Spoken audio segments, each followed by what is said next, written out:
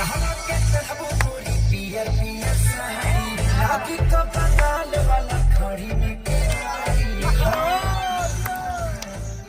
तो दोस्तों खेसारी लाल यादव का गाना आते ही एक रिकॉर्ड बना दिया है जो कि भोजपुरी इंडस्ट्री में तहलका ही तहलका मचा दिया है। तो क्या है आज के पूरा जानकारी इस वीडियो में बताने वाला है, तो इस वीडियो का एंड तक देखना और लास्ट तक देखना। तो दोस्तों चलिए वीडियो को शुरू करते हैं।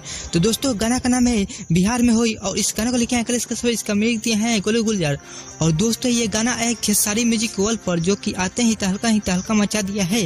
और दोस्तों ये गाना अभी के समय 3 नंबर पर ट्रेंड कर रहा है जो कि खेसारी फैन काफी दिन से इंतजार कर रहे थे खेसारी लाल यादव का गाना का। तो खेसारी लाल यादव का गाना आते ही रिकॉर्ड बना दिया जो कि 3 नंबर पर ट्रेंडिंग करने लगा है मेन सेक्शन पर, जो कि ये तहलका ही तहलका मचा दिया है यूट्यूब पर।